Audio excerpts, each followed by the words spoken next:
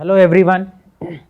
आज हम बात करेंगे 10th बोर्ड के साइंस पेपर के सॉल्यूशन की। एक सैम्पल पेपर हमारे पास है साइंस का, जिसके अंदर फिजिक्स वाले पार्ट के सॉल्यूशन की हम लोग बात करने वाले हैं। तो फिजिक्स के क्वेश्चन जहाँ से स्टार्ट हो रहे हैं, सेक्शन ए में जैसे ही क्वेश्चन नंबर 13 है, यहाँ से फिजिक्स के क्वेश्चन से स्टार्ट है, तो इन्हीं से हम सॉल्यूशंस की बात करना स्टार्ट करते हैं। 13 क्वेश्चन नंबर क्या कह रहा है, which of the following is correct, और 4 ऑप्शन आपको दिए गए हैं। A 1 kilowatt hour is 3.6 into 10 to the power 6 joules, energy in kilowatt hour is equal to power in watt and time in hour, energy in kilowatt hour, potential in volt, I in ampere and t in second, I is the current and t is the time, divided by 1000 and none of these. तो आपको बताना है कि इन तीनों में से कौन सा ऑप्शन करेक्ट है। तो हम लोगों को पता है कि हम लोग पावर कैसे डिफाइन करते हैं। Power is defined as energy per unit time या work done per unit time, है ना। यहां पर हम लोग रिलेशन काम में ले रहे हैं, power is equal to energy per unit time. तो यहां से एनर्जी क्या हो जाएगी, एनर्जी आपकी हो जाएगी पावर इंटू टाइम, क्योंकि यहां पर तीनों ही ऑप्शन में कहीं ना कहीं एनर्जी की यूनिट की बात की गई है, इसलिए हम लोग एनर्जी की यूनिट को काम में ले रहे हैं, या एनर्जी के इस फॉर्मूले को काम में ले रहे हैं, पावर इंटू टाइम। पहला ऑप्शन क्या है, पहला ऑप्शन है 1 kilowatt hour is equal to 3.6 into 10 to the power 6 joule, जो बिल्कुल सही है। क्यों? क्योंकि हम लोगों को पता है जूल क्या होता है, जूल होता है आपका what into second. Joule is the SI unit of energy, what is the SI unit of power and second is the SI unit of time. तो अगर आप पावर और टाइम की एसआई यूनिट को यहां पर यूज करेंगे तो एनर्जी की जो यूनिट आएगी वो भी एसआई आएगी। क्लियर है? तो आपको वॉट इंटू सेकेंड बराबर जूल, ये याद रखना है। अब किलोवाट आर कितने जूल के बराबर होगा, ये चेक कैसे करें भाई। अगर 1 वॉट इंटू सेकेंड 1 जूल के बराबर है, तो 1 किलोवाट आर कितने जूल्स के बराबर होगा, ये निकालना है हम लोग को। तो किलोवाट आर को हम ऐसा यूनिट में लेकर आ जाएं, तो किलोवाट आर को ऐसा यूनिट में जब आप लाएंगे तो 1 किलोवाट आर, किलोवाट को वॉट में कन्वर्ट कीजिए पहले, किलोवाट को वॉट में जब आप कन्वर्ट करेंगे तो 1000 से मल्टीप्लाई कर देंगे, और आर को आप फिर सेकंड में जब कन्वर्ट करेंगे तो आर को सेकंड में कन्वर्ट करने के लिए 60 से फिर अगेन 60 से मल्टीप्लाई करना पड़ेगा। ठीक, तो ये पूरी होल वैल्यू जब आप कैलकुलेट करते हैं तो ये निकल कर आती है 3.6 इंटू 10 टू दी पावर 6। और क्योंकि हम लोग सारी यूनिट्स को एसआई में ले आए हैं, तो इस वजह से जो एनर्जी की फाइनल यूनिट आपको देखने को मिलेगी वो क्या मिलेगी, जूल। तो 1 kilowatt hour is equal to 3.6 into 10 to the power 6 joule. ठीक है, पहला ऑप्शन जो है वो सही है। बाकी के ऑप्शन को भी चेक कर लेते हैं कि वो सही है या नहीं है। जैसे अगला ऑप्शन दे रखा है energy in kilowatt are, kilowatt hour में एनर्जी अगर आपको चाहिए तो पावर को आपको किलोवाट में रखना पड़ेगा और टाइम को आर में रखना पड़ेगा। इन्होंने पावर को वॉट में रखा हुआ है और टाइम को आर में रखा हुआ है, यानी कि ये ऑप्शन हो गया आपका गलत। ठीक, kilowatt hour, energy in kilowatt are. अब एनर्जी इन किलोवाट आर का एक और फॉर्मूला, पोटेंशियल वोल्ट में, ऐसा ही बिल्कुल ठीक है, करंट एम्पियर में, ऐसा ये यूनिट भी ठीक है, और टाइम सेकंड में, ये तीनों ऐसा यूनिट्स में है ना, और डिवाइडेड बाय 1000 किया हुआ है। तो आप यहां पर अगर ध्यान से देखें तो पावर का एक और फॉर्मूला हम लोग जानते हैं इलेक्ट्रिसिटी में, power is equal to V into I, where V is the potential difference and I is the current. तो पोटेंशियल को आपने वोल्ट में रखा और करंट को आपने अगर एम्पियर में रखा, तो ये जो पावर बनेगी ये किस में बनेगी, ये पावर बनेगी वॉट में, और इसको आपने 1000 से डिवाइड किया हुआ है, तो वो वॉट में जो पावर आएगी वो किलोवाट में कन्वर्ट हो जाएगी। क्लियर है? क्योंकि यहां से वोल्ट इंटू एम्पियर करके जो आप पावर निकालेंगे, वो वोल्ट इंटू एम्पियर करके जो पावर आप निकालेंगे वो किस में आने वाली है, वोट में, ऐसा यूनिट में, और डिवाइडेड बाय 1000 किया हुआ है, तो ये होल क्वांटिटी जो है ये पावर बन जाएगी बेटा किसमें, किलोवाट में। ठीक, अब आपको किलोवाट आर में एनर्जी अगर चाहिए तो टाइम किस में डालना है, आपको आर में डालना है, जबकि यहां इन्होंने टाइम किस में डाला हुआ है, सेकंड में डाला हुआ है। तो ये जो है ये किलोवाट सेकंड बनेगा, किलोवाट आर नहीं बनेगा। So again this option is also wrong. और अगला जो ऑप्शन दे रखा है नन ऑफ दिस, ये तो वैसे ही गलत है, यानी कि एक ऑप्शन सही हो गया आपका 1 kilowatt hour is equal to 3.6 into 10 to the power 6 joule, जिसे आपने पढ़ा होगा एक यूनिट भी कहा जाता है, जिससे आप इलेक्ट्रिसिटी का बिल कैलकुलेट करते हैं यूनिट, वो इसी ही एक यूनिट भी कहा जाता है। Clear? So this is the solution of question number 13। ठीक, चलिए भाई आगे बढ़ते हैं, आगे बढ़ते हैं फिजिक्स के अगले क्वेश्चन पर आते हैं। अगला क्वेश्चन है क्वेश्चन नंबर 14 इसी सेक्शन में। ये section magnetic effect of electric current से है। ठीक, इस क्वेश्चन में कह रहा है कि एक इलेक्ट्रॉन है, an electron is entering in a region of magnetic field as shown, given that the magnetic field direction into the paper, in which direction will the deflection of the electron occur. ठीक है, आपको एक diagram दिया हुआ है, इस diagram में आपको बताया हुआ है कि मैग्नेटिक फील्ड लाइंस इस तरह से हैं, बाहर से अंदर इनटू द पेपर आपकी इलेक्ट्रिक फील्ड लाइंस जा रही हैं, क्रॉस का मतलब perpendicular to the page inside, ये आपकी मैग्नेटिक फील्ड की डायरेक्शन है। और इसमें एक इलेक्ट्रॉन एंटर करना स्टार्ट करता है, इसमें एक इलेक्ट्रॉन एंटर करेगा तो उस पर फोर्स के डायरेक्शन में लगेगा, या डिफ्लेक्ट वो किस डायरेक्शन में होगा, ऑब्वियसली जिस फोर्स के अकॉर्डिंग आप कैलकुलेट करेंगे कि वो किस डायरेक्शन में डिफ्लेक्ट होने वाला है। तो इलेक्ट्रॉन जो है वो ऐसा एंटर किया इस मैग्नेटिक फील्ड में, तो आपको बताना है कि अब इलेक्ट्रॉन किस डायरेक्शन में मूव कर जाएगा, क्योंकि उस पर एक मैग्नेटिक फोर्स अप्लाई होने लगेगा। क्लियर है? तो इस तरह के क्वेश्चन को हम लोग फ्लेमिंग के राइट हैंड थंब रूल से भी निकाल सकते हैं। जो इलेक्ट्रॉन की डायरेक्शन आपको निकालनी है, तो यहां पर आप राइट हैंड थंब रूल कैसे लगाएंगे, फ्लेमिंग का तो लेफ्ट हैंड रूल और एक होता है राइट हैंड थंब रूल। तो राइट हैंड थंब रूल से आप इस क्वेश्चन को कैसे सॉल्व करेंगे, क्या करना है, जिस डायरेक्शन में आपका चार्ज पार्टिकल मूव कर रहा होता है उस डायरेक्शन में अपने राइट हैंड की फिंगर्स को फैला लीजिए। ठीक, जैसे इलेक्ट्रॉन इस डायरेक्शन में जा रहा था तो मैंने इस डायरेक्शन में अपने राइट हैंड की फिंगर्स को मोड़ ली, फैला लिया। और जिस डायरेक्शन में मैग्नेटिक फील्ड है उस डायरेक्शन में आप क्या कर लीजिए, कर्ल कर लीजिए। राइट हैंड की फिंगर्स को मैंने, इलेक्ट्रॉन ऐसे मूव कर रहा है तो ऐसे फैला लिया, मैग्नेटिक फील्ड अंदर है तो मैं अंदर की तरफ ऐसे कर्ल करूंगा, तो जो थंब आएगा वो इलेक्ट्रॉन पर लगने वाले फोर्स की डायरेक्शन आपको देगा। क्लियर है? थंब किधर आया बेटा ऐसा करने पर, नीचे, लेकिन क्योंकि ये इलेक्ट्रॉन है, इलेक्ट्रॉन एक नेगेटिव चार्ज है तो जिस डायरेक्शन में थंब आ रहा है उसके अपोजिट डायरेक्शन में आपको कर लेना है। ठीक, again right hand thumb rule के अकॉर्डिंग इलेक्ट्रॉन ऐसे जा रहा था तो जिस डायरेक्शन में चार्ज पार्टिकल आपका मूव हो रहा है उस डायरेक्शन में अपने राइट हैंड की फिंगर्स को फैला लीजिए। जिस डायरेक्शन में आपकी मैग्नेटिक फील्ड है उधर कर्ल कीजिए। कर्ल करने के बाद जो थंब आएगा वो आपको इलेक्ट्रॉन पर या चार्ज पार्टिकल पर लगने वाली फोर्स की डायरेक्शन देगा। लेकिन क्योंकि इलेक्ट्रॉन एक नेगेटिव चार्ज है तो जिस डायरेक्शन में आपका थंब आ रहा है उसको आपको अपोजिट कर लेना है। सो इलेक्ट्रॉन पर फोर्स किस डायरेक्शन में लगेगा, राइट हैंड थंब रूल के अकॉर्डिंग अपवर्ड डायरेक्शन में। ठीक, तो इलेक्ट्रॉन जो है वो किस डायरेक्शन में मुड़ जाएगा बेटा, किस डायरेक्शन में रिफ्लेक्ट होगा, अपवर्ड डायरेक्शन में, मतलब इलेक्ट्रॉन ऐसे जाते जाते ऐसे चला जाएगा। ठीक, तो यहां पर अगर इसमें क्वेश्चन के ऑप्शंस में आप आंसर चेक करेंगे तो कौन सा आना चाहिए, इनटू द पेपर तो मैग्नेटिक फील्ड ही है, आउट ऑफ द पेपर नहीं जाएगा, towards the bottom of the paper, bottom नहीं जा रहा है, कहां जा रहा है, towards the top of the paper. तो आपका जो इलेक्ट्रॉन है वो किस डायरेक्शन में डिफ्लेक्ट हो रहा है, towards the top of the paper, आपका इलेक्ट्रॉन जो है वो अपवर्ड डायरेक्शन में। अच्छा, इसी क्वेश्चन को आप लोग एनसीईआरटी में एक रूल दिया है Fleming's left hand rule. Fleming's left hand rule क्या कहता है, आप अपने लेफ्ट हैंड की थंब, फोर फिंगर और मिडिल फिंगर को, तीनों को इस तरीके से एक दूसरे के परपेंडिकुलर डायरेक्शन में अरेंज कर लीजिए। ठीक, अरेंज करने के बाद फोर फिंगर जो है आपको मैग्नेटिक फील्ड की डायरेक्शन दे रहा है, मिडिल फिंगर आपको पॉजिटिव चार्ज जिस डायरेक्शन में मूव कर रहा है उसकी डायरेक्शन दे रहा है, और थंब आपको जिस डायरेक्शन में उस चार्ज पार्टिकल पर फोर्स लगने वाला है उसकी डायरेक्शन देगा। चलिए इसको यहां पर अप्लाई करके देखते हैं। मैग्नेटिक फील्ड आपके अंदर है तो फोर फिंगर आपकी मैग्नेटिक फील्ड की डायरेक्शन में आपको कर लेनी है, तो मैग्नेटिक फील्ड की डायरेक्शन में मैंने फोर फिंगर को कर लिया। ठीक,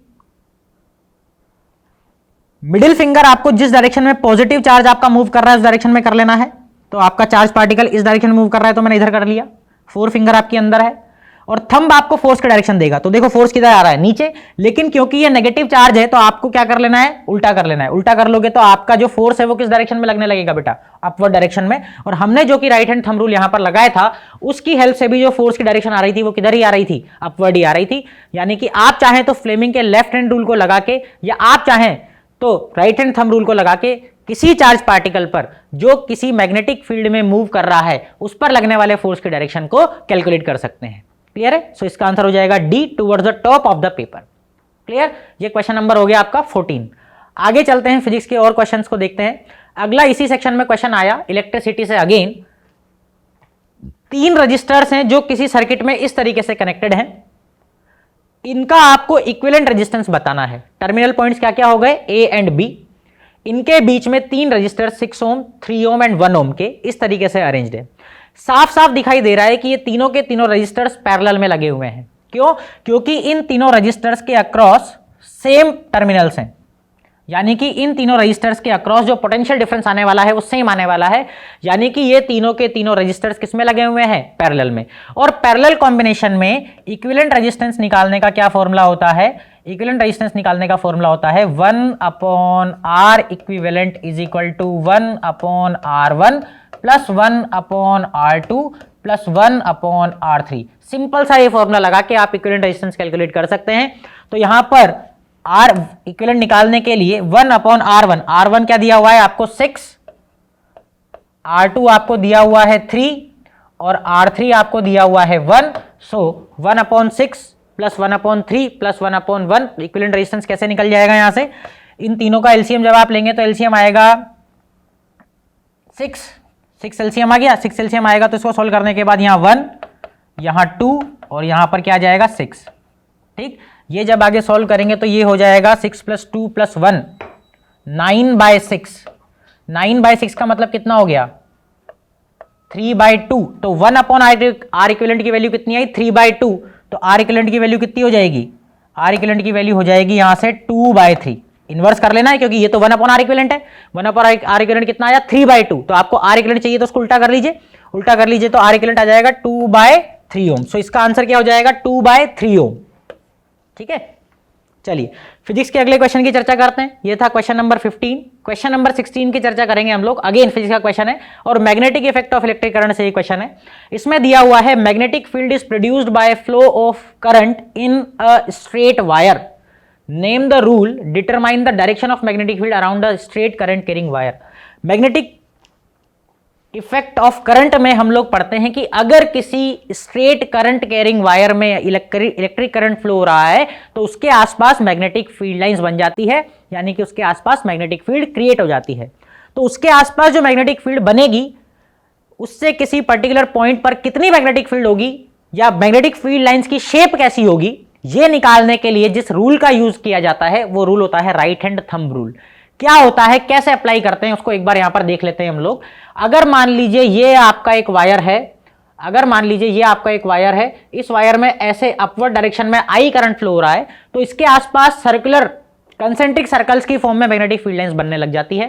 अब वो कैसे बनाएंगे, कैसे हम ड्रॉ करेंगे, उसके लिए right hand thumb rule use करना होता है। हमें कैसे यूज करते हैं, स्ट्रेट करंट कैरिंग वायर में जिस डायरेक्शन में करंट फ्लो हो रहा है उस डायरेक्शन में अपने राइट हैंड के थंब को कर लीजिए और जो आपके कर्ल फिंगर्स हैं, जैसे थंब ऊपर है, करंट ऊपर जा रहा है तो थंब आपने ऊपर किया राइट हैंड, और जो फिंगर्स कर्ल की तो वो कैसे कर्ल होती हुई आई, इस तरीके से, देख लीजिए इस तरीके से। क्लियर है? तो यहां पर जो मैग्नेटिक फील्ड लाइंस बनेगी, कंसेंट्रिक सर्कल्स बनेंगे, वो कुछ इस तरह के बनेंगे। ये ऐसे घूमी आपकी उंगलियां ऐसे, ठीक है। तो यहां से जो मैग्नेटिक फील्ड लाइन अंदर जाएगी और यहां से बाहर आएगी, अगेन ये अंदर जाएगी और ये बाहर आएगी। So straight current carrying wire के आसपास जो मैग्नेटिक फील्ड लाइंस बनती है वो कंसेंट्रिक सर्कल्स की फॉर्म में बनती है और उनको ड्रॉ करने के लिए जिस रूल का यूज किया जाता है वो होता है आपका राइट हैंड थंब रूल। और वो कैसे अप्लाई किया जाता है, जिस डायरेक्शन में करंट फ्लो हो रहा है उस डायरेक्शन में अपने राइट हैंड के थंब को कर लीजिए, तो जो कर्लिंग फिंगर्स है, जिस डायरेक्शन में फिंगर्स कर्ल हो रही है वो मैग्नेटिक फील्ड लाइंस की डायरेक्शन होगी। क्लियर है? तो मैग्नेटिक फील्ड लाइंस कुछ इस तरीके से कंसेंट्रिक सर्कल यहां पर बनेगी। क्लियर? तो इस सेक्शन के ये क्वेश्चंस जो थे फिजिक्स के, ये हमने डिस्कस किए। आगे चलते हैं इसी पेपर में, आगे चलने पर और क्या फिजिक्स के क्वेश्चंस हम लोग को मिलेंगे वो चेक करते हैं हम लोग। ये question number 17 to 20 assertion reason वाला पार्ट आ गया है। इसमें हम लोग देखते हैं कि फिजिक्स का क्वेश्चन कौन सा है।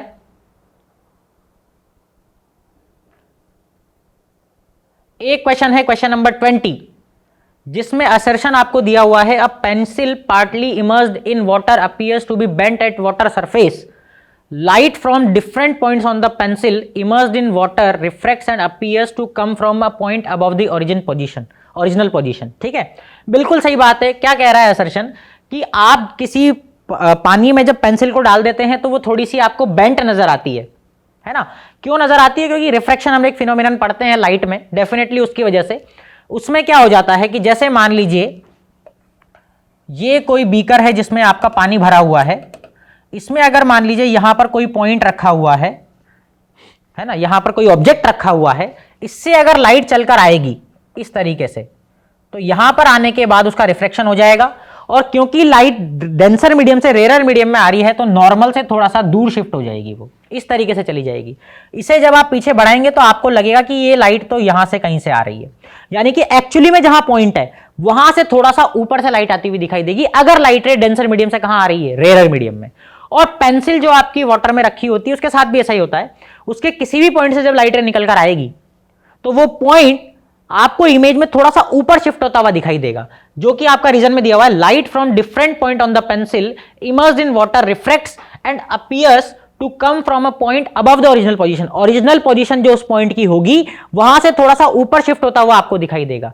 इसलिए आपको जो पेंसिल है जो पानी में पड़ी हुई रहती है वो आपको थोड़ी सी कैसी दिखाई देती है, बेंड दिखाई देती है। यानी कि जो असर्शन और रीजन दिए हुए हैं, असर्शन जो है और रीजन जो है दोनों सही है, और रीजन जो है वो असर्शन को करेक्टली एक्सप्लेन भी कर रहा है कि ऐसा इसलिए होता है। क्लियर है? ठीक, तो ये नेक्स्ट क्वेश्चन जो 20 असर्शन रीजन का क्वेश्चन था, ये लाइट के रिफ्रैक्शन वाले पार्ट से था। रिफ्रैक्शन की डेफिनेशन, रिफ्रैक्शन का फिजिकल मीन अगर आपको पता है तो इजीली इस क्वेश्चन को पढ़ के आप सोल्व कर सकते हैं। ठीक, चलिए अगले सेक्शन में चलते हैं और फिजिक्स के क्वेश्चंस को देखते हैं। फिजिक्स के और क्या क्वेश्चन दिए हैं। एक क्वेश्चन ये 25 नंबर क्वेश्चन हमारे सामने आता है अगेन लाइट से, जिसमें बोला हुआ है an object is placed at a distance of 15 centimeter from a concave lens of focal length 30 centimeter. Calculate nature, position and magnification of the image formed by the lens. Lens का ये question है। Lens formula इसके लिए आपको पता होना चाहिए। Lens formula होता है 1/v minus 1/u is equal to 1/f। Diagrammatically इसको अगर मैं रिप्रेजेंट करूं तो एक कॉन्केव लेंस आपके सामने रखा हुआ है। ये कॉन्केव लेंस है, ये इसकी प्रिंसिपल एक्सिस। ऑब्जेक्ट को आपने कॉन्केव लेंस से कितनी दूरी पर रखा हुआ है, इसको आपने यहाँ पर इसके ऑप्टिकल सेंटर से 15 सेंटीमीटर की दूरी पर रखा हुआ है। ठीक, इसकी फोकल लेंथ इन्होंने दी हुई है कितनी, 30 सेंटीमीटर। फोकल लेंथ कितनी दी हुई है, 30 सेंटीमीटर दे रखी है। आपको ये बताना है कि इमेज कहाँ बनेगी, उसकी पोजीशन क्या होगी, उसका नेचर क्या होगा, उसका मैग्निफिकेशन मतलब ऑब्जेक्ट की कंपैरिजन में वो कितनी बड़ी या कितनी छोटी होगी, सब आपको बताना है। क्लियर? सिंपल सा फॉर्मूला है यहाँ पर lens formula 1/v minus 1/u is equal to 1/f apply कीजिए आप। u क्या है, ऑब्जेक्ट की डिस्टेंस कहां से, ऑप्टिकल सेंटर से, जो कि 15 दी हुई है। फोकल लेंथ आपको 30 दी हुई है तो v आसानी से निकल आएगा। चलिए इसको सॉल्व करते हैं। 1/v माइनस 1/u, u आपको 15 दे रखा है लेकिन इस तरफ है, ऑब्जेक्ट आपका लेंस के इस तरफ रखा हुआ है तो u यहां पर साइन कन्वेंशन के अकॉर्डिंग आप क्या लेंगे, -15। ठीक, और क्योंकि ये कॉन्केव लेंस है तो कॉन्केव लेंस की फोकल लेंथ कैसी होती है बेटा, नेगेटिव होती है। तो यहां पर फोकल लेंथ आप कितनी डाल देंगे, फोकल लेंथ आप डाल देंगे यहां पर -30। ठीक, इसको सॉल्व कीजिए। इसको सॉल्व जब आप करेंगे तो 1/v इज इक्वल टू -1/30 -1/15, कुछ ये रिजल्ट निकल कर आने वाला है ना। इसमें एलसीएम आप ले लीजिए तो एलसीएम आपका आ जाएगा 30 एलसीएम आने के बाद यहां पर -1 और यहां पर -2, तो बेसिकली ये आया -3/30 यानी कि -1/10। तो यहां पर आप 1/v की वैल्यू, क्योंकि -1/10 है तो v की वैल्यू क्या होगी, v की वैल्यू होगी -10 सेंटीमीटर। यानी कि जो इमेज है वो -10 मतलब इसी तरफ बनने वाली है, ऑप्टिकल सेंटर से कहां पर, -10 की दूरी पर, यानी कि 10 सेंटीमीटर की दूरी पर। ठीक, और नेगेटिव क्या इंडिकेट कर रहा है, नेगेटिव इंडिकेट कर रहा है कि इमेज जो है वो कैसी बनने वाली है, वर्चुअल बनने वाली है, क्योंकि वो इसी तरफ बन रही है। ठीक, अच्छा तो क्या पोजीशन आई, पोजीशन आई इमेज की ऑप्टिकल सेंटर से 10 सेंटीमीटर की दूरी पर, और कैसी इमेज बन रही है, नेचर आपसे पूछा तो कैसी इमेज बन रही है, वर्चुअल इमेज बन रही है। ठीक, मैग्निफिकेशन की अगर बात करें तो मैग्निफिकेशन का फॉर्मूला यहां पर होता है v/u, है ना। लेंस के केस में मैग्निफिकेशन का फॉर्मूला होता है v/u। v की वैल्यू आपके पास है -10, ठीक, और u की वैल्यू कितनी थी आपके पास, u की वैल्यू थी -15। तो यहां पर आप चेक करेंगे तो ये आएगा 2/3। मैग्निफिकेशन कितना आ रहा है, 2/3, यानी कि height of image and height of object का रेशियो 2/3 आ रहा है। यानी कि जो इमेज बन रही है वो ऑब्जेक्ट से छोटी बन रही है। ठीक है ना, इमेज जो है, हाइट ऑफ इमेज जो है, height of image upon height of object का रेशियो यहां पर 2/3 आया। यानी कि height of image is equal to 2/3 times of height of object, है ना। यानी कि हाइट ऑफ इमेज जो है वो हाइट ऑफ ऑब्जेक्ट की 2/3 है। ठीक, नेक्स्ट ये क्वेश्चन हो गया आपका। इसी का एक और पार्ट आपको चॉइस में जो क्वेश्चन दिया है, an object of height 1.2 metre is placed before a concave mirror of focal length, ये रिफ्लेक्शन से सवाल, मिरर का question. An object of height 1.2 meter is placed before a concave mirror of focal length 20 centimeter so that real image is formed at a distance of 60 centimeter from it. Find the position of an object, what will the height of the image formed, ठीक है ना। तो आपको बताना है कि image की क्या साइज होगी, है ना, और कहां बनेगी वो पोजीशन, और उसकी साइज क्या होगी ये बताना। मिरर का क्वेश्चन है, ठीक। अब यहां पर इन्होंने बोला है कि इमेज जो बन रही है वो कैसी बन रही है, रियल बन रही है, ठीक है ना। इमेज रियल बन रही है, इसका मतलब क्या हुआ, इमेज अगर रियल बन रही है तो इसका मतलब ये है कि जो मैग्निफिकेशन होता है वो होता है height of image upon height of object, ठीक। अच्छा, रियल इमेज हमेशा कैसी बनती है, इन्वर्टेड बनती है, उल्टी बनती है। इन्वर्टेड अगर बनेगी तो हाइट ऑफ इमेज का साइन नेगेटिव होगा, हाइट ऑफ ऑब्जेक्ट का साइन पॉजिटिव होगा, यानी कि मैग्निफिकेशन की वैल्यू कैसी आनी चाहिए भाई, नेगेटिव आनी चाहिए। अगर रियल इमेज फॉर्म हो रही है तो हमें एक बात पता होनी चाहिए कि मैग्निफिकेशन की वैल्यू कैसी आएगी, नेगेटिव आएगी, ठीक। इसके अलावा और क्या इंफॉर्मेशन दी है इन्होंने, फोकल लेंथ दी है, real image is formed at a distance of 60 centimetre from it, ठीक है ना। अच्छा, रियल इमेज अगर कॉन्केव मिरर बनाएगा, अगर रियल इमेज कॉन्केव मिरर बनाता है तो आपको पता है कि जिस साइड ऑब्जेक्ट रखा होता है उसी साइड इमेज बनती है ना। रियल इमेज जो बनती है वो इन्वर्टेड बनती है और जिस साइड ऑब्जेक्ट रखा होता है उसी साइड बनती है, यानी कि इन्होंने जो इमेज की डिस्टेंस दे रखी है 60 सेंटीमीटर वो आपको फॉर्मूला में नेगेटिव रखनी है, क्लियर। और यहां पर मिरर फॉर्मूला आप लोग अप्लाई करेंगे 1/v minus 1/u is equal to 1/f, ठीक। 1/v minus 1/u is equal to 1/f। v आपको क्वेश्चन में दिया है, v is the distance of image from the pole, तो यहां पर v आपको दिया है 60, लेकिन क्योंकि इमेज इस साइड बन रही है तो v की वैल्यू आप नेगेटिव रखेंगे। चलिए इस फॉर्मूले में वैल्यूज रखते हैं, तो v की वैल्यू आप लोग रखेंगे कितनी, 60। u नहीं पता है, ऑब्जेक्ट की पोजीशन ही तो पता करनी है, तो -1/u, sorry plus, mirror formula है, यहां पर प्लस आएगा भाई, यहां पर प्लस कर लीजिएगा, 1/v plus 1/u is equal to 1/f, तो यहां पर भी प्लस कर लीजिए आप 1/f। अब ये कौन सा मिरर है भाई, कॉन्केव मिरर है, और कॉन्केव मिरर की फोकस इस तरफ होती है, तो कॉन्केव मिरर की फोकल लेंथ भी कैसी रखनी है, आपको नेगेटिव रखनी है, और फोकल लेंथ आपको 20 दे रखी है, तो ये हो जाएगा -1/20। इसे सॉल्व करने के बाद हम लोग u की कैलकुलेशन जब करते हैं तो ये आता है 1/u is equal to 1/60 minus 1/20। LCM आप लेंगे तो आएगा 60 एलसीएम आया, यहां पर 1 और यहां पर आएगा -3, यहां पर आएगा 1 और यहां पर आएगा -3। इसे कैलकुलेट करिए तो 1/u इज इक्वल टू, ऊपर आएगा -2/60, -2/60 कितना बन गया बेटा, -1/30, यानी कि u की वैल्यू कितनी आ गई बेटा, -30 सेंटीमीटर। यानी कि ऑब्जेक्ट जो है मिरर के इस तरफ लेफ्ट साइड में 30 सेंटीमीटर की डिस्टेंस पर रखा हुआ है, ठीक। और इसमें आपको क्या पता करना था, हाइट ऑफ इमेज आपको पता करनी है, तो यहां पर मैग्निफिकेशन का फॉर्मूला हम लोग यूज करेंगे, magnification is equal to height of image upon height of object which is also is equal to minus times of v/u। Magnification का फॉर्मूला मिरर में आपको याद है क्या होता है, -v/u।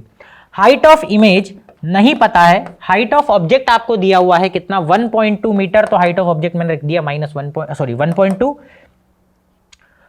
माइनस का v कितना आया था बेटा अपना, v आपको क्वेश्चन में दिया था -60 और u आया आपका -30, तो u -30 आ गया आपका, तो ये कैंसिल हो गया 2 बार, तो ये आया -2, तो यहां से हाइट ऑफ इमेज जो है, हाइट ऑफ इमेज आएगी -2 इंटू 1.2 यानी कि -2.4, यानी कि इमेज जो है वो इन्वर्टेड, माइनस का मतलब इन्वर्टेड बनेगी और कितनी बड़ी बनेगी, 2.4 metre. Height of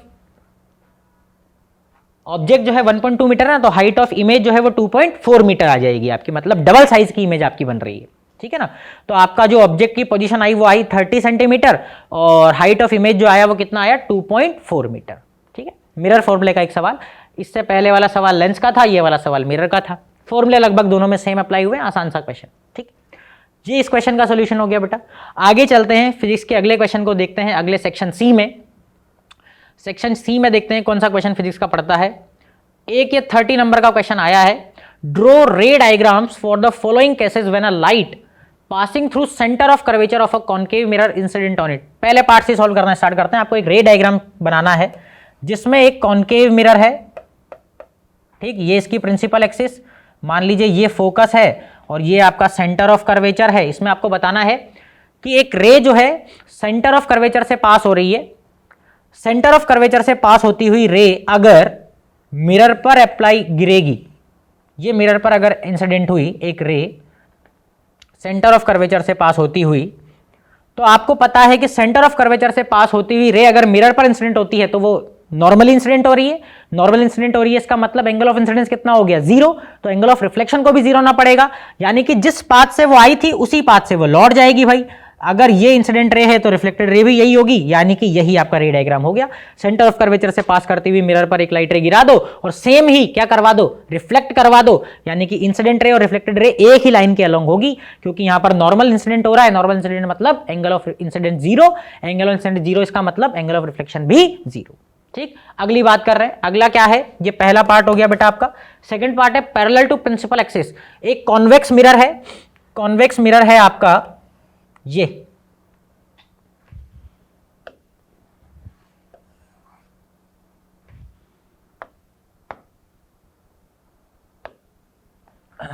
convex mirror बनाते हैं। ठीक, ये आपका कॉन्वेक्स मिरर है। इसमें आपको क्या करना है, प्रिंसिपल एक्सिस के पैरेलल लाइट रे इंसिडेंट करवानी है। ये लो, प्रिंसिपल एक्सिस के पैरेलल लाइट रे इंसिडेंट हुई। अब हम पढ़ते हैं कि अगर प्रिंसिपल एक्सिस के पैरेलल लाइट रे इंसिडेंट होती है किसी मिरर पर, तो वो आफ्टर रिफ्लेक्शन फोकस से पास होती है या फोकस से पास होती हुई हमें नजर आती है। तो क्योंकि ये कॉन्वेक्स मिरर है तो यहां पर एग्जैक्टली पास नहीं होगी, लेकिन फोकस से पास होती हुई आपको नजर आएगी। इस रे को आप पीछे जब बढ़ाएंगे तो पीछे जिस पॉइंट से पास होती हुई निकल रही होगी वो क्या होगा, इसका फोकस होगा। ठीक है ना। तो कॉन्वेक्स मिरर पर अगर प्रिंसिपल एक्सिस के पैरेलल आप लाइट रे गिराओगे तो उसका रिफ्लेक्शन कुछ इस तरीके से आप डायग्राम में दिखाएंगे। ठीक है ना। अगला दिखाते हैं, is passing through focus of a concave mirror. अब क्या बताना है आपको कि अगर एक कॉन्केव मिरर है, इस कॉन्केव मिरर के फोकस से पास होती हुई कोई लाइट रे गिर रही है, तो ये फोकस हो गया, मान लीजिए ये सेंटर ऑफ कर्वेचर हो गया, इसके फोकस से पास होती हुई आप मिरर पर लाइट रे गिराएंगे इस तरीके से। तो अगर पैरेलल लाइट रे गिराओगे तो फोकस से पास होगी, और फोकस से पास होती हुई गिराओगे तो आफ्टर रिफ्लेक्शन क्या हो जाएगी, प्रिंसिपल एक्सिस के पैरेलल हो जाएगी। ये लो, अगर पैरेलल लाइट रे इंसिडेंट होती है तो आफ्टर रिफ्लेक्शन फोकस से पास होती है, और अगर फोकस से पास होती हुई इंसिडेंट होती है तो आफ्टर रिफ्लेक्शन प्रिंसिपल एक्सिस के पैरेलल हो जाती है। थर्ड डायग्राम इस तरह का कुछ बनेगा। तो 3 डायग्राम इसमें आपको रे डायग्राम आपको बनाने थे इस सवाल में, तीनों डायग्राम इस तरह से कुछ बनेंगे भाई। ठीक है ना। अगला सवाल, ये question number 30। Next question, question number 31। Again किसका सवाल है भाई, ये लेंस का अगेन सवाल आ गया, लेकिन इस बार कॉन्वेक्स लेंस है। सवाल कह रहा है कि 10 centimetre tall object is placed perpendicular to the principal axis of convex lens of focal length 12 centimetre, distance of object from the lens is 18 centimetre, find the nature position size of the image formed. Again आपको lens formula लगाना है, सारी values दी हुई है, values डालकर question का answer निकालना है भाई आपको। लेंस फॉर्मूला अगेन आपके सामने लगा रहा हूं, 1/v minus 1/u is equal to 1/f। Question में क्या क्या क्वांटिटीज गिवन है देखो आप। हाइट ऑफ आपको ऑब्जेक्ट दे रखा है, इसको बाद में यूज करेंगे। अभी आपको ये देखिए कि ऑब्जेक्ट कहां रखा हुआ है, ऑब्जेक्ट जो है लेंस से 18 सेंटीमीटर रखा हुआ है। ऑब्जेक्ट आप लेंस से इस तरफ रखोगे तो u की वैल्यू आपको 18 दी हुई है, लेकिन आप -18 पुट करेंगे। ठीक है ना। और फोकल लेंथ दी हुई है 12, तो आइए वैल्यूज पुट करते हैं, v की वैल्यू निकालते हैं। 1/v माइनस 1/u, u की वैल्यू -18 मैंने यहां पर डाल दी। अच्छा, कॉन्वेक्स लेंस है तो फोकल लेंथ कैसे डालेंगे बेटा आप, पॉजिटिव डालेंगे। फोकल लेंथ कितनी दी हुई है आपको 12, तो यहां पर आ जाएगा प्लस का 1/12। तो यहां से आप ध्यान से देखिए, अगर मैं 1/v की वैल्यू कैलकुलेट करने जाऊं तो 1/v कितना आ रहा है, यहां से ये प्लस 1/18 हो जाएगा, उधर जाएगा तो वापस से माइनस 1/18 हो जाएगा, यानी कि ये आएगा 1/12 minus 1/18, 1/12 minus 1/18, 1/v is equal to, ये आया। इसका एलसीएम ले लो, एलसीएम आएगा 36 एलसीएम आया तो यहाँ आ जाएगा 3 और यहाँ आ जाएगा 2, है ना। तो 1/v की वैल्यू आने वाली है 1/36, यानी कि v की वैल्यू आपकी आ जाएगी बेटा कितनी, 36 सेंटीमीटर। v पॉजिटिव आ रहा है, ध्यान से देखिए, कैलकुलेशन के अकॉर्डिंग v पॉजिटिव आ रहा है, यानी कि इमेज जो है वो लेंस के उस तरफ बनने वाली है। इमेज जो है वो लेंस के उस तरफ बनने वाली है, यानी कि रियल इमेज बनने वाली है, और रियल इमेज हमेशा कैसी होती है, इन्वर्टेड होती है। ठीक। अच्छा, ये आ गई पोजीशन और नेचर हो गया रियल।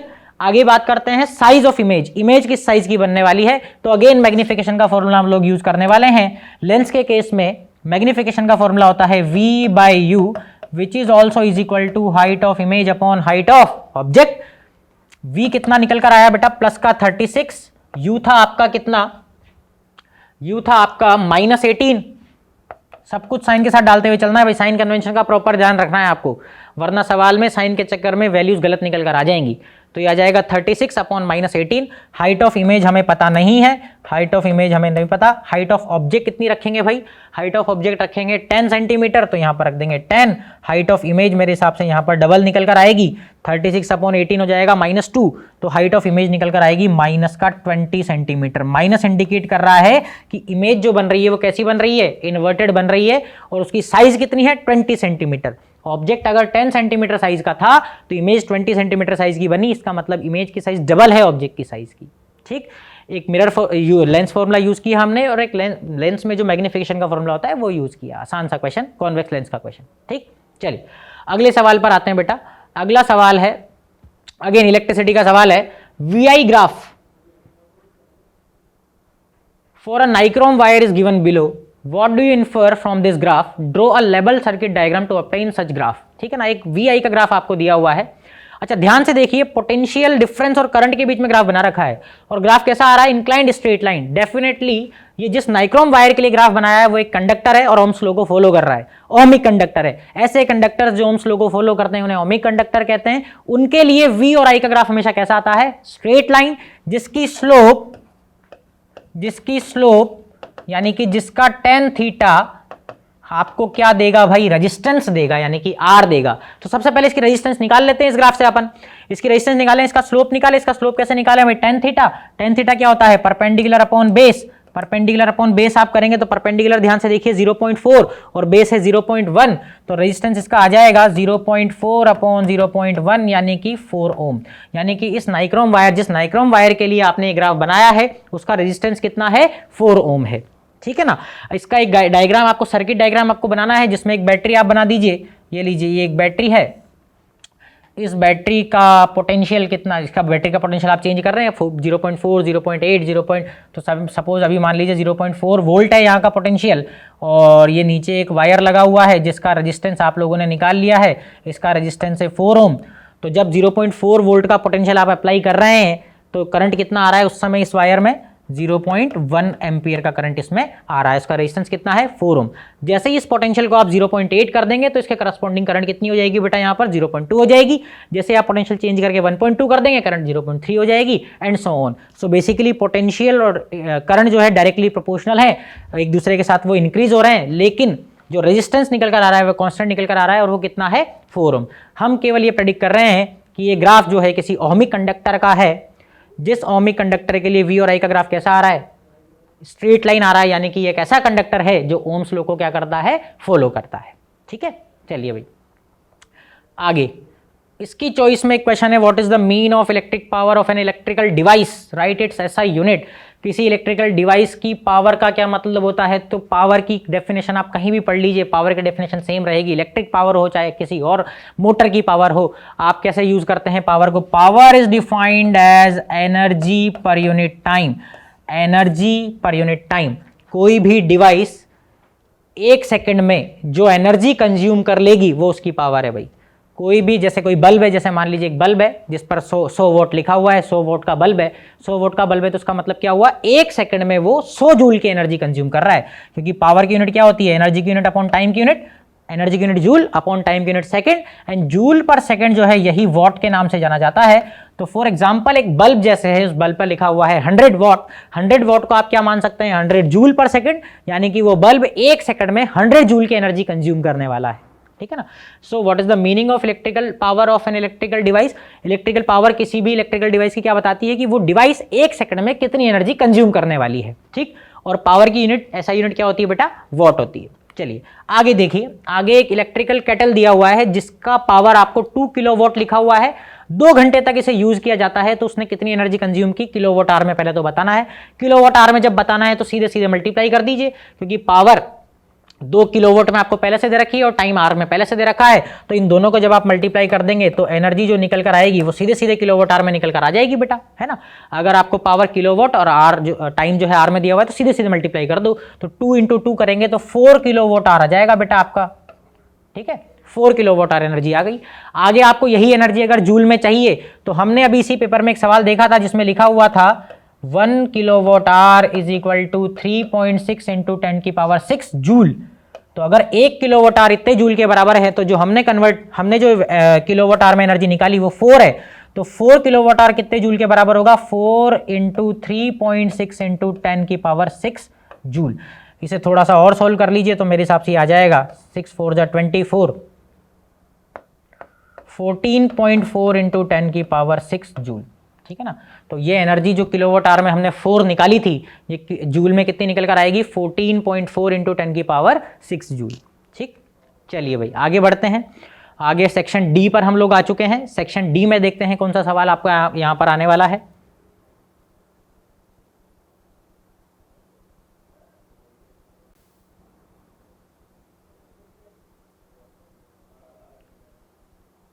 चलिए, मैग्नेटिक इफेक्ट ऑफ करंट का एक सवाल आया है बेटा। ये डायग्राम आपने एनसीईआरटी में भी बना हुआ देखा होगा, जिसमें एक कंडक्टर है जिसमें करंट फ्लो हो रहा है और उसके आसपास एक मैग्नेट लगाई हुई है, यानी कि एक मैग्नेटिक फील्ड क्रिएट किया हुआ है। तो मैग्नेटिक फील्ड में जब किसी करंट कैरिंग वायर को रख देते हैं तो उस पर एक फोर्स लगता है। इस तरह का हम लोग एक नियम वहाँ पर रूल पढ़ते हैं। उस तरीके के डायग्राम को ये रिप्रेजेंट कर रहा है। क्वेश्चन में देखते हैं क्या पूछा है। Look at the diagram given below and answer the following questions. पहला क्वेश्चन है what happens when the current carrying conductor is placed in a magnetic field. तो हम लोगों ने पढ़ा है कि जब किसी करंट कैरिंग कंडक्टर को मैग्नेटिक फील्ड में रख दिया जाता है तो वो current carrying conductor magnetic field में रखने पर एक फोर्स फील करता है जो कि मैग्नेटिक फोर्स के बराबर होता है, जिसका मैग्नीट्यूड, जिस फोर्स का मैग्नीट्यूड अगर वायर जो है मैग्नेटिक फील्ड के परपेंडिकुलर डायरेक्शन में रखा है, यानी कि वायर में जो करंट फ्लो हो रही है वो मैग्नेटिक फील्ड के परपेंडिकुलर डायरेक्शन में हो रही है, तो उस पर जो फोर्स लगेगा वो लगेगा ILB, where I is the current, L is the length of that conductor and B is the magnetic field. ठीक है। Under which conditions deflection of the rod is maximum. अच्छा, किस कंडीशन में फोर्स लगने की वजह से ये रोड मैक्सिमम डिस्प्लेस हो जाएगी? जब इस पर मैक्सिमम फोर्स लगेगा। और मैक्सिमम फोर्स कब लगता है बेटा? जब कंडक्टर मैग्नेटिक फील्ड के परपेंडिकुलर रखा हुआ हो। जैसे अगर मान लीजिए ये मैग्नेटिक फील्ड है, ऐसे मैग्नेटिक फील्ड है perpendicular to the page inside, तो आप कंडक्टर को इस तरीके से रखिए और करंट इसमें ऐसे फ्लो हो रहा है ना। कंडक्टर में जो करंट फ्लो हो रही है वो और मैग्नेटिक फील्ड के एक दूसरे के कैसा है बेटा? परपेंडिकुलर है। तो जब इन दोनों में एंगल 90 डिग्री होगा तो मैक्सिमम फोर्स अप्लाई हो रहा होगा, है ना, जिसकी वैल्यू किसकी हो, कितनी होगी बेटा? ILB। और इस फोर्स की डायरेक्शन आप चाहें तो राइट हैंड थंब रूल से निकाल लीजिए या फ्लेमिंग के लेफ्ट हैंड रूल से निकाल लीजिए। आगे, what are the factors on which deflection of rod depends. किन फैक्टर्स पर रॉड का डिफ्लेक्शन डिपेंड करेगा? देखो, जितना उस पर फोर्स लग रहा होगा, ऑब्वियसली फोर्स किस पर डिपेंड कर रहा है? एक तो करंट जो फ्लो हो रही है उसमें, उस पर, उसकी लेंथ पर और मैग्नेटिक फील्ड पर। करंट बढ़ाएंगे तो भी फोर्स बढ़ जाएगा, लेंथ ज्यादा होगी तो भी फोर्स बढ़ जाएगा, मैग्नेटिक फील्ड ज्यादा होगी तो भी फोर्स बढ़ जाएगा। एंड ऑब्वियसली मैंने आपको कहा था कि कंडक्टर जो है वो मैग्नेटिक फील्ड के परपेंडिकुलर होना चाहिए, तब फोर्स मैक्सिमम होता है। यानी कि मैग्नेटिक फील्ड और करंट जिस डायरेक्शन में बह रही है, यानी कि लेंथ ऑफ द कंडक्टर जो है, उनके बीच के एंगल पर भी ये फोर्स डिपेंड करता है भाई। एग्जैक्टली जो जनरल फॉर्मूला जो है वो इस फोर्स का है ILB sin थीटा। ये फॉर्मूला है बेटा जनरल, तो है ना। इस फॉर्मूले को ध्यान से देखो तो जो फोर्स है वो मैग्नेटिक फील्ड और कंडक्टर की लेंथ का जो लेंथ के बीच में जो एंगल है उस पर भी डिपेंड करता है। वो फोर्स जिस डायरेक्शन में करंट फ्लो हो रही है और जिस डायरेक्शन में मैग्नेटिक फील्ड है, उन दोनों के बीच का जो एंगल है उस पर भी फोर्स डिपेंड करता है।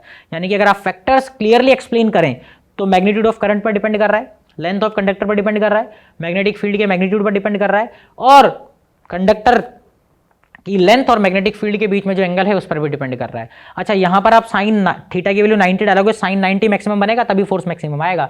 इसीलिए मैंने कहा था कि अगर आपको फोर्स मैक्सिमम चाहिए तो एंगल कितना होना चाहिए बेटा? दोनों के बीच में 90 डिग्री का होना चाहिए। तो ये third question, state the rule to determine the direction of deflection of rod. अच्छा, रॉड किस डायरेक्शन में डिफ्लेक्ट होगी ये जानने के लिए किस रूल का यूज किया जाता है? ये रूल हम पहले भी पेपर में यूज कर चुके हैं। एक तो आपका right hand thumb rule. Right hand thumb rule क्या कहता है बेटा? राइट हैंड थंब रूल कहता है कि जिस डायरेक्शन में करंट फ्लो हो रही है उस डायरेक्शन में अपनी राइट हैंड की फिंगर्स को फैला लीजिए, मैग्नेटिक फील्ड जिधर है उधर कर्ल कीजिए। जिस डायरेक्शन में करंट फ्लो हो रही है उस डायरेक्शन में अपनी राइट हैंड की फिंगर्स को फैला लीजिए, जिस डायरेक्शन में मैग्नेटिक फील्ड है उसमें क्या कीजिए? कर्ल कीजिए। तो थंब जो है वो किसकी डायरेक्शन देगा? फोर्स की। तो इस पर फोर्स इधर लगने वाला है। एक और रूल, फ्लेमिंग का लेफ्ट हैंड रूल भी आप चाहे तो यहां पर यूज कर सकते हैं। फ्लेमिंग का लेफ्ट हैंड रूल क्या कहता है भाई? फ्लेमिंग का लेफ्ट हैंड रूल ये कहता है कि अगेन अपने लेफ्ट हैंड की थंब, फोर फिंगर और मिडिल फिंगर को एक दूसरे के परपेंडिकुलर डायरेक्शन में इस तरीके से अरेंज कर लीजिए। तो जो मिडिल फिंगर है वो आपको करंट की डायरेक्शन में अलाइन करनी है, फोर फिंगर जो है वो मैग्नेटिक फील्ड की डायरेक्शन में अलाइन करनी है, तो थंब जो है वो फोर्स की डायरेक्शन देगा। चलिए इसको यहाँ अलाइन करते हैं कुछ इस तरीके से। करंट देखो ऊपर जा रही है तो मैंने अब ये मिडिल फिंगर जो है ऊपर डायरेक्शन में कर ली, मैग्नेटिक फील्ड अंदर है तो फोर फिंगर देख लीजिए अंदर है, तो थंब जो है वो किसकी डायरेक्शन दे रहा है बेटा? फोर्स की। ये देखो, करंट, मैग्नेटिक फील्ड और फोर्स, तो आप चाहें तो राइट हैंड थंब रूल लगा लीजिए, या आप चाहें तो फ्लेमिंग का लेफ्ट हैंड रूल लगा लीजिए, फोर्स की कैलकुलेशन कर लीजिए, क्योंकि जिधर फोर्स लगेगा रॉड उधर ही डिफ्लेक्ट होने वाली। आगे, find out the direction of force acting on the electron. ये इसी तरह का सवाल हमने पहले भी किया है। आइए इसको राइट हैंड थंब रूल से करने की कोशिश करते हैं। जिस डायरेक्शन में चार्ज पार्टिकल मूव कर रहा है उस डायरेक्शन में राइट हैंड के फिंगर्स को फैला लीजिए। मैग्नेटिक फील्ड जिधर है उधर क्या करना है, कर्ल करना है। तो इलेक्ट्रॉन नीचे जा रहा था तो मैं नीचे उंगलियां फैला ली राइट हैंड थंब की। मैग्नेटिक फील्ड इधर है तो इधर कर्ल किया बेटा मैंने, थंब किधर आया, बाहर, यानी कि इस इलेक्ट्रॉन पर किस तरफ फोर्स लगेगा, बाहर। लेकिन इलेक्ट्रॉन एक नेगेटिव चार्ज है तो क्या कर लेना है, थंब को पलट लेना है, यानी कि इस इलेक्ट्रॉन पर किधर फोर्स लगने वाला है बेटा, perpendicular to the page inside, perpendicular to the page inside. इस चार्ज पार्टिकल पर किधर फोर्स लगेगा, perpendicular to the page inside. E option का ये, ठीक। चलिए और क्वेश्चन देखते हैं, फिजिक्स के और क्वेश्चन दिए हैं क्या, देखें इस पेपर में। सेक्शन ई, सेक्शन ई में आते हैं भाई, फिजिक्स का और सवाल देखते हैं हम लोग। एक और सवाल लाइट का आया बेटा यहाँ पे, ठीक है ना, लाइट का सवाल है, रिफ्रैक्शन का ही सवाल लग रहा है मेरे को। Read the following and answer any 4 questions. When the rays of light travels from one transparent medium to another, the path of light is deviated. This phenomenon is called reflection of light. ठीक है, हम लोग जानते हैं।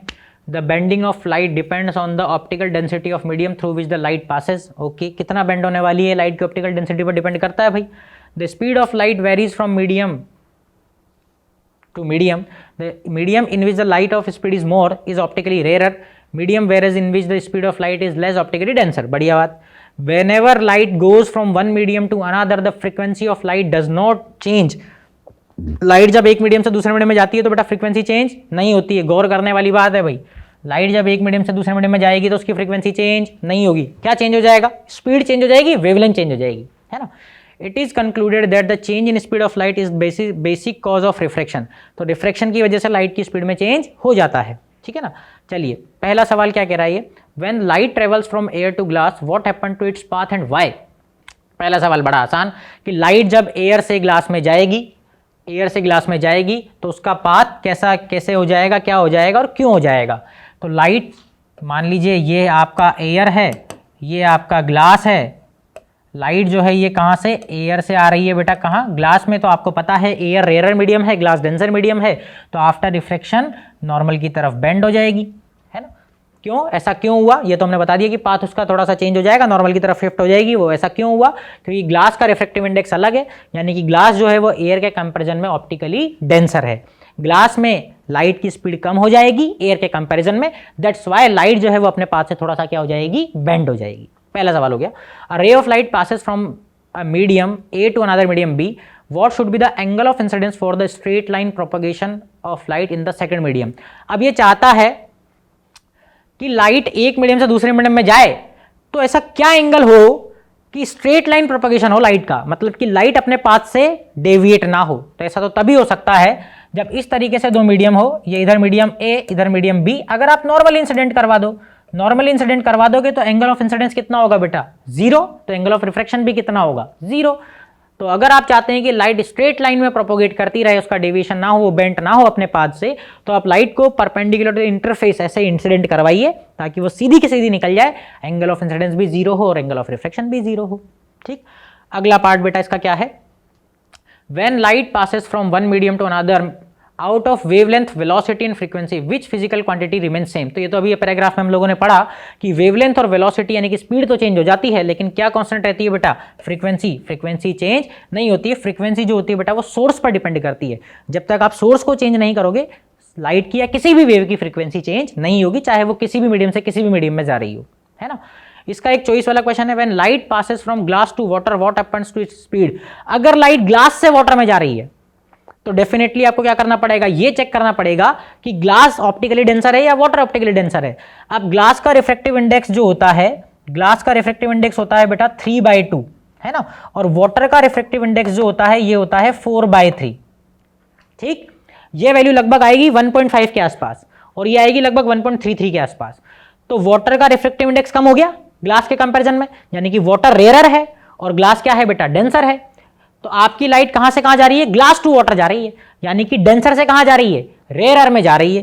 तो light अगर denser से rarer में जाएगी लाइट अगर डेंसर से रेयर में जाएगी तो नॉर्मल से क्या हो जाएगी बेटा, दूर हट जाएगी। इधर मान लीजिए ग्लास है, इधर वाटर है, तो ग्लास ऑप्टिकली डेंसर है वाटर के कंपैरिजन में, वाटर रेयर है, यानी कि लाइट रे डेंसर से कहाँ जा रही है, रेयर में जा रही है। तो लाइट रे अगर डेंसर से रेयर में जाएगी तो नॉर्मल से दूर शिफ्ट हो जाएगी, दूर सरक जाएगी। क्यों? क्योंकि वाटर में लाइट की स्पीड थोड़ी ज़्यादा होगी ग्लास के कंपैरिजन में।